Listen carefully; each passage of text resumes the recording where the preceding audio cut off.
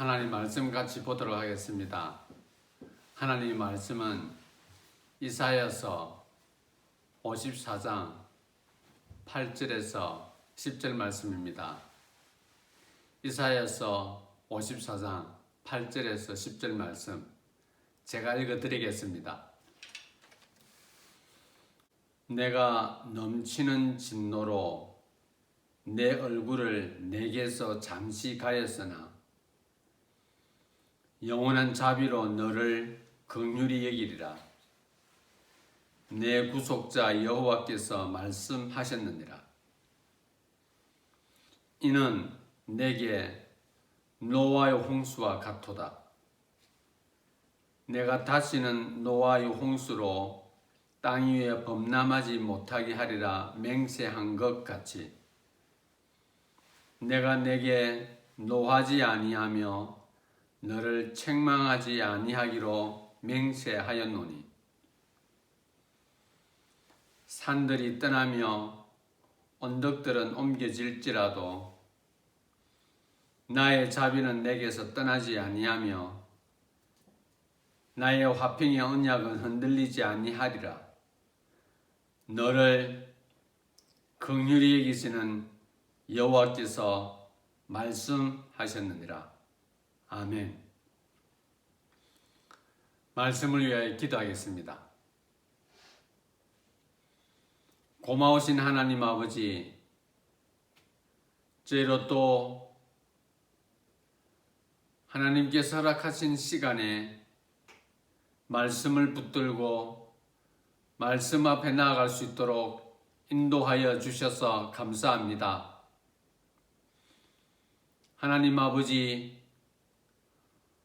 우리에게 허락하신 믿음의 분량을 기억하고 하나님을 예배하는 것을 절기하며 기뻐하며 하나님과 함께 동행하며 하나님의 약속의 말씀을 주장하는 것이 우리의 삶의 큰 기쁨이 될 수 있도록 역사하여 주시옵소서. 이 시간 말씀을 전하는 사람과 듣는 사람이 함께 살아계신 하나님을 높이며 찬양하는 귀한 시간 될 수 있기를 간절히 원하오며 모든 말씀 우리를 주에서 구원하신 예수 그리스도의 이름으로 기도드립니다. 아멘.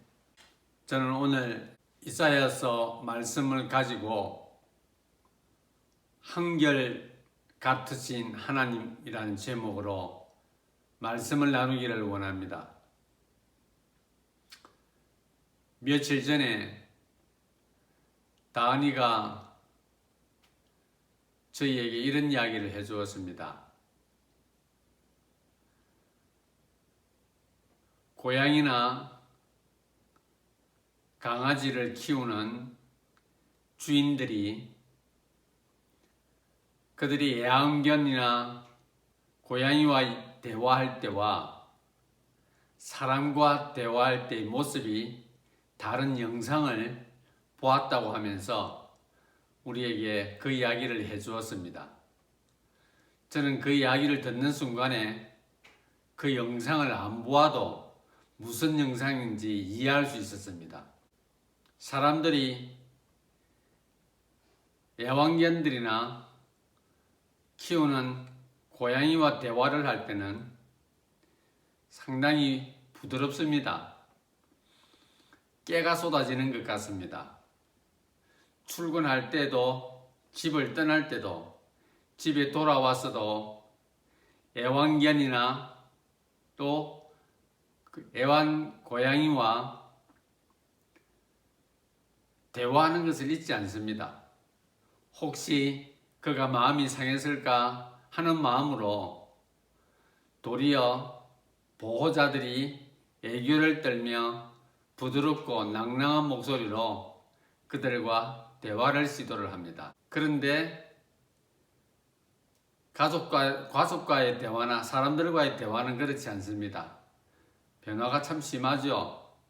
어떨 때는 좋지만은 어떨 때는 무뚝뚝하기도 하고 어떨 때는 참 이웃보다도 못한 모습으로 대화의 환경들이 만들어질 때가 참 많이 있습니다. 이유는 어디에 있을까요? 그것은 바로 펫들, 고양이나 키우는 강아지들은 한결같다라는 겁니다.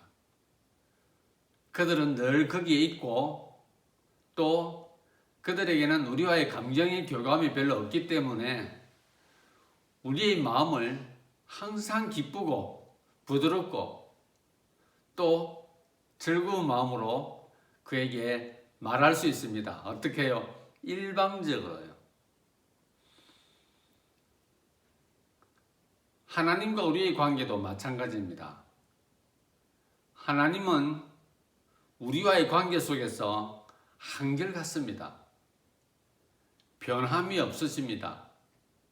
늘 그 자리에 계십니다.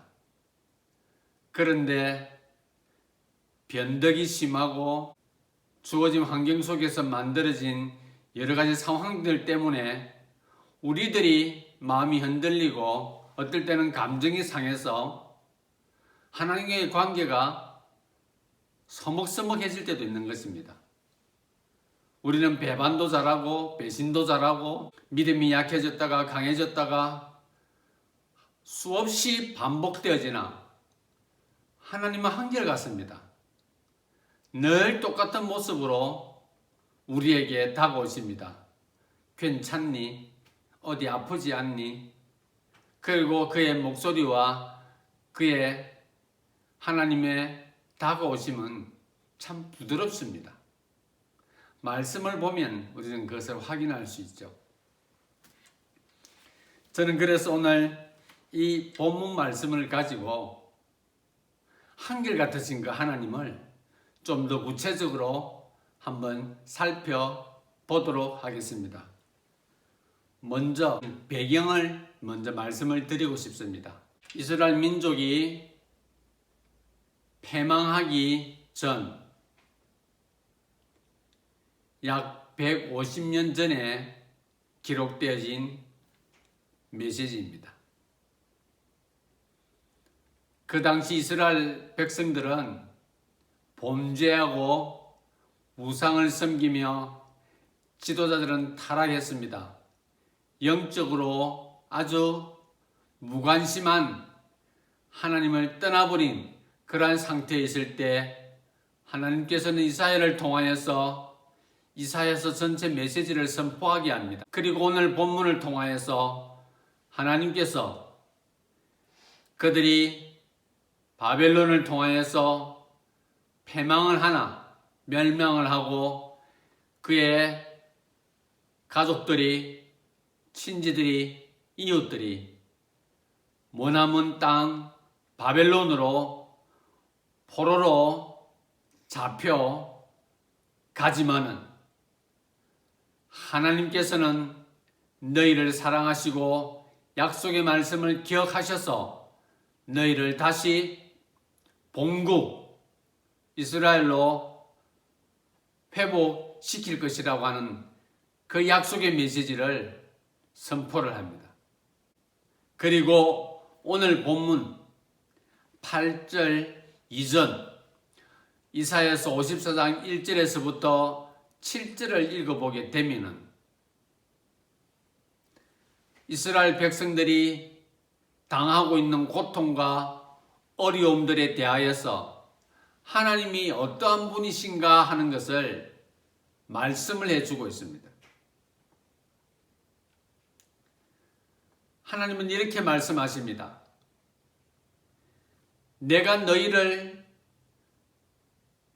이방 나라의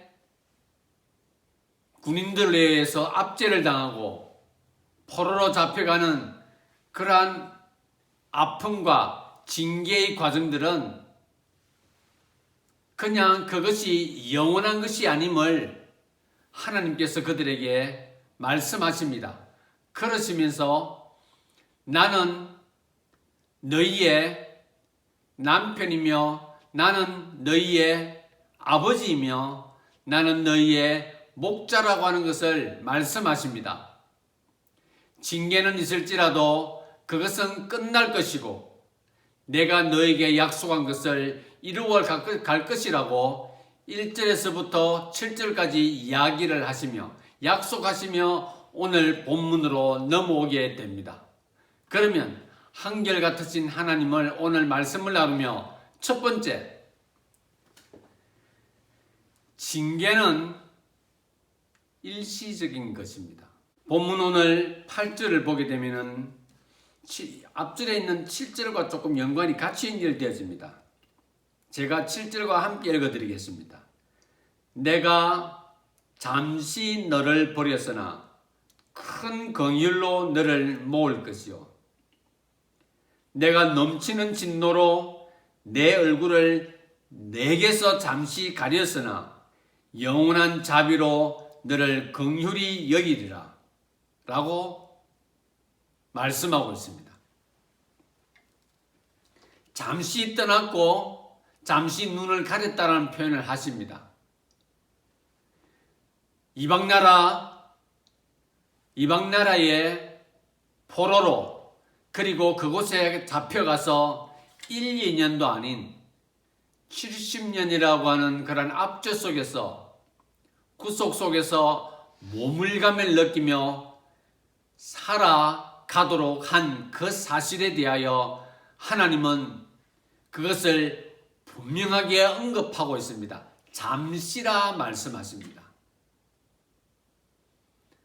사랑하는 지체 여러분, 우리 삶에 있어서도 마찬가지입니다. 내가 겪는 것이 힘이 들고 어렵기 때문에 징계에 대한 상처와 그 고통은 대단히 깊습니다. 그래서 우리는 그 징계와 그리고 채찍에 대한 이유를 우리가 생각하기 전에 먼저 하나님은 왜 그렇게 나를 힘들게 하나라고 하는 표현들을 하게 되는 것입니다. 제가 조금 전에 말씀드린 것처럼 이스라엘 백성들이 그러한 고난을 당하게 된 이유는 무엇이었는가? 그들이 범죄했다는 사실입니다. 철저하게 하나님을 떠났다라는 사실입니다. 지도자로부터 시작하여 젊은 아이들에게 이르기까지 그들은 하나님을 몰라라 했던 것입니다. 수많은 선지자들과 지도자들을 보내서 그렇게 하지 말아라고 했음에도 불구하고 그들은 그러한 삶을 살았던 것입니다. 당장 눈앞에 보이는 것들을 선택해서 하나님을 그들이 떠나버렸던 것입니다. 그러기에 하나님께서 그들을 이방 나라로 흩어버릴 것이란 그것을 그 약속을 지키는 겁니다. 그러나 이스라엘 백성들에게 내려진 채찍과 징계는 무엇을 의미합니까? 하나님과 그들과의 관계를 말해주고 있는 것입니다. 택받은 민족, 자녀와 부모와의 관계가 형성되어져 있기 때문에 하나님은 그들을 징계하고 그들에게 채찍을 대었던 것입니다. 그러나 오늘 본문을 보게 되면은 이사야서 말씀뿐만 아니라 본문뿐만 아니라 성경 전체에서는 이렇게 말씀하고 계십니다. 징계가 영원한 것이 아닙니다. 징계는 일시적인 것이고 그 징계를 통하여 하나님께서 보여주시는 것은 무엇이냐면 약속을 기억하도록 하는 것입니다. 그래서 징계는 일시적이지만 하나님의 언약은 영원한 것임을 우리에게 오늘 본문을 통하여 보여주고 있습니다. 저와 여러분들도 마찬가지입니다. 우리의 믿음이 지속적이지 못합니다. 우리의 믿음이 한결같지가 못합니다. 너무 자주 쓰러지고 어떨 때는 너무 자주 섭섭해할 수 있습니다. 저도 그렇습니다. 하나님께서 우리에게 그런 시간들 통하여 반드시 하나님은 그것에 대해서 우리에게 꾸지람을 하시고 훈계를 내리십니다. 어떤 것은 눈에 드러나기도 하지만은 어떤 경우는 우리가 풍성히 누리는 것이 징계일 때도 있습니다. 어떨 때는 나의 삶에 아무런 변화가 없이 그냥 이대로 살면 좋겠다라고 하는 그것 자체가 하나님의 엄청난 징계일 수 있으나 우리는 어리석게도 그것을 발견하지 못합니다. 그렇기 때문에 이 세상을 살아가면서 우리의 삶이 평탄한 것을 통하여 우리는 하나님과의 관계가 좋다라고 착각을 하죠. 내가 말씀을 보는 것과 기도하는 것과 하나님을 향한 강한 열정, 마음과 뜻과 정성을 다하여 하나님을 예배하고자 하는 그런 것들에 대한 나의 관찰과 나에 대한 분석이 없이 내 삶이 평탄하면 그것이 하나님께서 허락하신 것이므로 착각할 때도 있습니다. 반드시 기억해야 할 것은 내가 어떤 환경 속에서도 어렵고 힘든 환경 속에서도 평탄한 삶 가운데서도 아니면 날마다 세상에서 볼 때는 자식들이 잘 되고 사업이 잘 되고 직장생활에 문제가 없고 건강한 것이 문제가 없으나 내가 하나님 앞에 예배하고 하나님과의 관계가 깊지 않음에도 불구하고 내 삶이 평탄한 것을 보며 하나님께서 인도하여 생각하기보다는 그때 돌아보시기를 바랍니다. 하나님이 나에게 이것으로 징계를 내리고 있는지도 한번 생각해 볼 필요가 있는 겁니다. 그러나 하나님은 우리에게 오늘 말씀해 주고 있습니다. 징계는 영원한 것이 아님을 말씀해 주고 있습니다. 약속이 영원한 것이지 징계는 일시적인 것을 말씀해 주고 있습니다. 기억하시기를 바랍니다. 힘이 들고 어렵고 고통스럽다 할지라도 먼저 자신을 하나님 앞에 비추어 보시기를 바랍니다. 내가 하나님의 약속을 붙들고 있는 가운데서 나에게 닥쳐온 것들이 힘들고 어렵다고 할 때 그때 내가 하나님과의 관계 속에서 어떤 태도로 살았는가를 돌아보아야 합니다. 하나님이 변하시면 우리는 희망을 걸 데가 없습니다. 민수기 24장 19절 말씀을 통하여 하나님은 인간이 아니시기 때문에 약속하신 말씀을 변개하지 않으신다 하십니다. 하신 말씀은 반드시 지키신다 하십니다. 누가 흔들리고 누가 바꾸어버렸으며 누가 돌아서고 누가 배반합니까? 우리인 것입니다. 우리는 그럴 수밖에 없는 존재입니다. 우리는 완벽하지 못하기 때문에 예수 그리스도가 필요하며 우리는 늘 불완전하기 때문에 완전하신 하나님을 믿을 자격이 생긴 것입니다. 믿음으로 그 간격, 우리의 불완전함과 우리의 미련함을 그 믿음으로 채워나가는 것입니다. 그래서 믿음이 흔들릴 때에 내 자신을 돌아보는 것입니다. 하나님께서는 그러한 것들을 간과하지 아니하시고 우리에게 말씀으로 다가오십니다. 그리고 너는 내 자식이야, 너는 내 것이야 라고 하는 그 흔적이 바로 매를 대고 징계를 내리시는 것임을 꼭 기억하시기를 바랍니다. 두 번째로는 약속은 영원한 것입니다. 먼저는 징계는 일시적이자 말씀드리며 두 번째로 하나님의 약속은 영원합니다. 8절 후반부를 제가 읽어드리겠습니다. 영원한 자비로 너를 긍휼히 여기리라. 영원한 자비로 너희를 긍휼히 여기리라. 하나님이 가지고 계신 성품 가운데 하나님이 창조하시고 하나님이 가꾸시고 하나님이 거기에 그 자리에 계신 이유는 우리를 위한 것입니다. 좀 더 세부적으로 말씀을 드리면 하나님은 우리를 통하여 예배를 받으시기 위하여 늘 그 자리에 계시는 것입니다. 하나님은 우리를 만드시고 우리가 살아가야 할 이 지구를 우리에게 주시면서 우주를 우리에게 주시면서 하나님은 그 모든 것을 자비로우심으로 준비하시고 우리에게 베풀어 주십니다. 우리를 긍휼히 여기시는 하나님, 우리를 불쌍히 여기시는 하나님이십니다.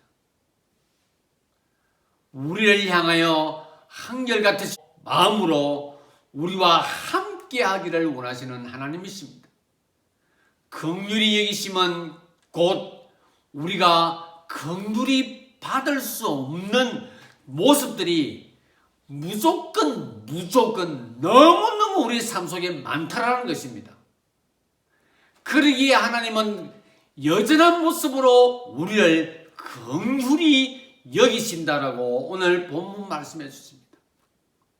또 누구를 향하여서 범죄하며 하나님을 떠난 그리고 포로로 잡혀갈 수밖에 없는 이스라엘 백성들을 향하여 하나님은 말씀하시기를 내가 영원한 자비로 너를 긍휼히 여기신다 말씀하고 계시는 것입니다. 자비는 영원전부터 우리를 위하여 가지신 하나님의 성품이십니다. 그렇기 때문에 하나님은 수많은 선지자들을 수많은 신앙의 위인들을 통하여서 그 하나님의 자비로우심과 하나님의 긍휼하심을 우리에게 선포하시고 같은 인간의 모습으로 그들은 이 땅을 살아가나 자비로우심과 긍휼하심을 누리며 사는 것이 무엇인가를 그들이 먼저 한 발 앞서서 우리에게 보여주셨고 그들은 약속의 말씀으로 우리에게 선포해 주셨던 것입니다. 사랑하는 지체 여러분, 오늘 본문은 지금 일어나는 것이 아닙니다. 지금 이사야가 메시지를 선포할 그 당시는 그들의 삶은 하나님 없는 삶이었어요. 그래서 계속 선포를 합니다. 그러면 너희를 하나님이 흩어진다. 그러면 너희는 우상을 믿는 저 민족들에 의해서 지배를 당하게 된다. 그래서 하나님께로 돌아와라. 하나님 말씀에 순종해라. 하나님 약속의 말씀을 붙들어라 하나 그들은 거기에 귀를 열지 않습니다. 마음을 열지 않습니다. 그들이 좋아하는 당장 눈에 보이는 비를 내리는 우상, 농사를 번영하게 한다는 그 신들 앞에 심지어는 그들이 가지고 있는 재산으로 금부치를 만들어서 은부치를 만들어서 그 형상을 만들고 하며 하나님을 진노하게 했던 것입니다. 150년 이후에 일어나야 할 일을 이사야가 하는 이유는 뭐하는 이유는 무엇입니까? 그 기간 동안도 계속해서 그들은 하나님을 예배하지 못하는 삶을 살아갈 가능성이 충분함을 이야기를 해주고 있습니다. 아직 일어나지 않는 일입니다. 그럼에도 불구하고 이사야는 자신의 생명을 다해서 메시지를 선포하고 있습니다. 사랑하는 지체 여러분, 우리가 살아가는 삶이 막 길게 살았어. 120년이라고 합시다. 우리만이 이 땅을 사는 것 아닙니다. 나의 자녀들이 있습니다. 또 나의 자녀들의 자녀들이 있습니다. 우리는 부모로서 어떠한 신앙의 모습을 영원하신 하나님, 영원한 자비로 우리를 긍휼히 여기시는 그 하나님을 여러분들은 어떻게 표현하고 싶으십니까? 일이 일비하는 가운데 내가 믿음으로 나아가니 되어지지 않는다여 금방 돌아서서 내 욕심대로, 내 생각대로, 내 마음대로 사는 것을 보여주면서 하나님을 원망하는 우리의 모습을 그들에게 보여주시기를 원하십니까? 아마 자녀들은 점점 세상을 짝하며 살아갈 것입니다. 하나님을 모른다 할 것입니다. 지금 미국도 아시아도 유럽도 마찬가지입니다. 우리의 후손들, 우리의 대를 이을 청소년들의 신앙생활은 지극히 낮은 수준에 머물고 있다고 합니다. 교회들은, 젊은이들은 떠나가고 있다고 합니다. 여러분, 하나님의 약속의 메시지는 지금부터 해서, 아니 과거에서부터 주님 오시는 그날까지 계속하여 우리에게 그대로 여전히 하나님의 자비로우심과 긍휼하심을 선포할 것이며 우리는 그것을 듣게 될 것입니다. 그렇기 때문에 우리의 삶을 통하여, 우리의 믿음의 삶을 통하여 하나님의 약속은 영원하다고 하는 사실 앞에서 우리의 믿음이 흔들리지 않기를 바랍니다. 하나님의 약속의 말씀을 붙들며 끈질기게 끝까지 붙들고 나아가시기를 바랍니다. 하나님의 약속은 흔들리지 않습니다. 하나님은 변치 않으십니다. 누가 바뀌어지고 누가 변하고 누가 흔들립니까? 성경은 우리에게 아주 구체적으로 자주 그것을 언급해 주고 있습니다. 사랑하는 지체 여러분, 우리가 흔들리고 있고 우리가 바뀌고 있는 것은 성경을 통하여 우리는 너무나도 많이 발견합니다. 이사야서 59장 말씀에 뭐라고 말씀하십니까? 하나님이 귀가 어두워서 우리를 못 본다고 하지 아니하였습니다. 우리 죄가 하나님과의 관계를 막아버렸다라고 말하고 있습니다. 우리의 죄악이 하나님을 떠나버리게 했다라고 기록하고 있습니다. 하나님은 우리의 삶 속에서 우리에게 약속하시고 우리와 함께 하기를 원하시는 영원하신 하나님이신 것을 약속의 말씀을 통하여 보여주고 있습니다. 징계는 일시적입니다. 그러나 하나님의 약속은 영원한 것을 꼭 기억하시기를 바랍니다. 마지막 세 번째로, 하나님은 한결같으십니다. 저는 신앙생활을 하면서 한결같으신 하나님을 말씀을 통하여 접하면서 제 자신이 한결같지 않음을 볼 때마다, 말씀을 대할 때마다 느끼고 확인해 봅니다. 우리는 이 한결같음의 가치와 한결같음의 그 의미가 얼마나 귀중한가 하는 것을 하찮은 동물인 우리의 애완동물들을 통하여 우리는 그것을 느낍니다. 여러분들 중에도 혹시 애완동물이 있을 줄 믿습니다. 그들에게 표현하고 있는 여러분들의 단어와 여러분들의 분위기와 여러분들의 그 말의 그 어떤 뉘앙스를 한번 생각해 보시기를 바랍니다.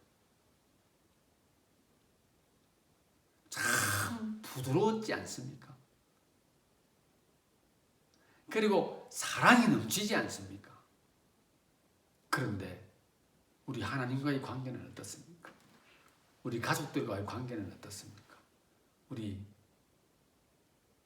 한결같이 않으니까 참 어떨 때는 전쟁터 같기도 하고 어떨 때는 그냥 아무것도 하고 싶지 않은 그러한 참 참담한 분위기가 형성되어질 때도 있습니다. 이유는 바로 우리가 한결같이 않기 때문에 그렇습니다. 민수기 23장 19절 말씀에 하나님은 변하지 않으신다 했습니다. 하나님은 늘 그 자리에 계신다 약속하십니다. 우리에게 약속하신 말씀 앞에서 항상 동일하게 우리를 지켜봐 주신다 약속하고 계십니다. 시편 23편을 통하여서 하나님은 우리의 목자 되신다 하였습니다. 목자는 양들을 이름을 다 일일이 되뇌이며 부릅니다. 신약 성경에 목자들은 양들을 부를 때 양들은 그 목자의 음성을 안다라고 그렇게 말하고 있습니다. 하나님은 우리의 목자 되십니다. 절대로 우리를 버리시거나 우리가 가시던 물에 빠져 있거나 우리가 늪에 빠져 있거나 먹이를 찾지 못하여 유리방황할 그때에 모든 것을 제껴두고 목자 되신 하나님은 우리를 찾아 나서는 것입니다. 우리의 아픔을 먼저 목자 되신 하나님은 아시기에 우리가 얼마나 연약한 존재인가 하는 것을 하나님은 아시기에 우리를 한결같은 모습으로 찾아오시고 우리에게 다가오십니다. 우리와 동행하십니다.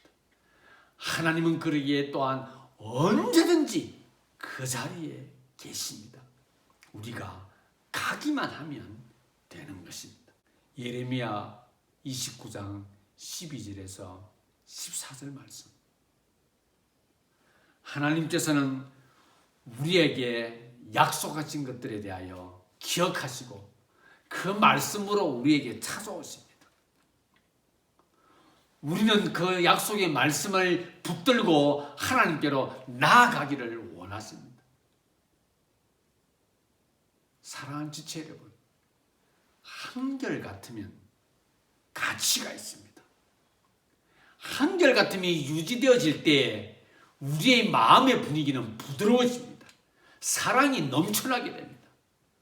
한결같음을 경험하면 경험되어질수록 늘 그 자리에 있는 어떤 사람을 경험할 때도 마찬가지입니다. 위로가 되어집니다. 격려가 되어집니다. 한결같음은 그 존재 자체로 인하여 심리적으로 안정감을 얻게 되는 것입니다. 여러분, 내가 함께하는 사람이 하루에도 수 없이 이렇게 바뀌고 저렇게 바뀌면 우리의 마음은 어떨까요? 불안하고 심지어 그것이 지속되어질 때는 신뢰가 상실되어져 버리고 마는 것입니다. 사람들과의 관계 속에서 그래서 우리는 신실한 사람이란 단어를 많이 씁니다. 그래도 자주 마음이 바뀌지 않는, 한번 약속하거나 한번 결정하면 그것을 지키려고 꾸준히 노력하는 사람들에 대하여 우리는 신뢰를 느낄 뿐만 아니라 위로를 받습니다. 격려를 받습니다. 그래서 내가 힘들고 어려울 때 늘 그 자리에 있는 그 사람과 대화하고 싶은 마음이 들 때도 있다라는 것입니다. 사랑하는 지체 여러분, 한결같으신 분이 바로 우리의 하나님이십니다. 변함이 없으신 분이십니다. 약속하신 것은 반드시 지키신다 했습니다.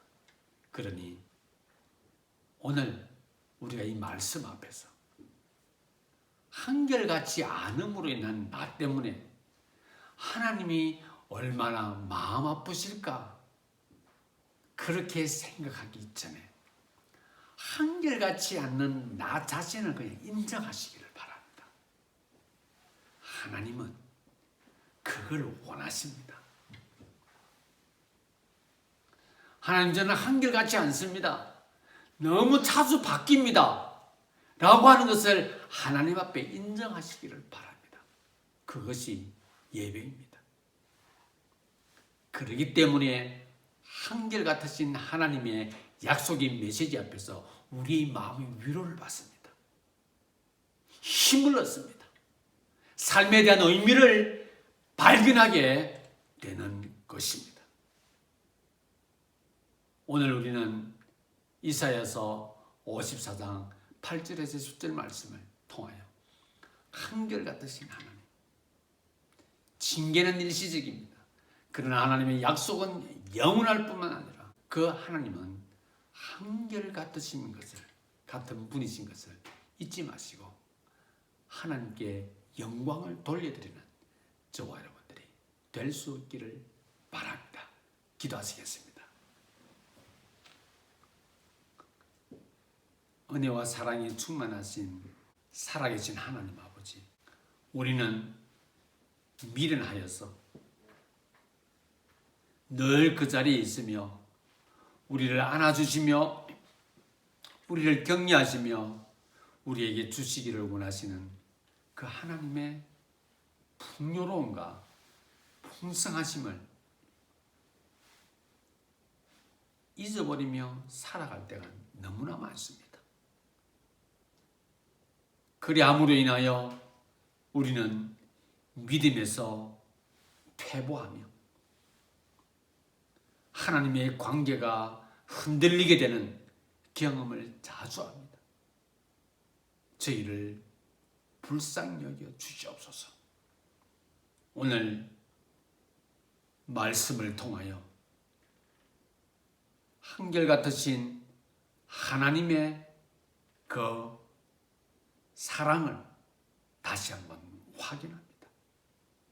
징계를 받을 때 하나님을 먼저 원망하려고 했던 저희들을 불쌍히 여겨 주시옵소서. 저희의 죄악이 우리로 하여금 하나님과의 관계를 멀어지게 했다는 사실을 다시 한번 깨닫고 고백합니다. 목자 되시며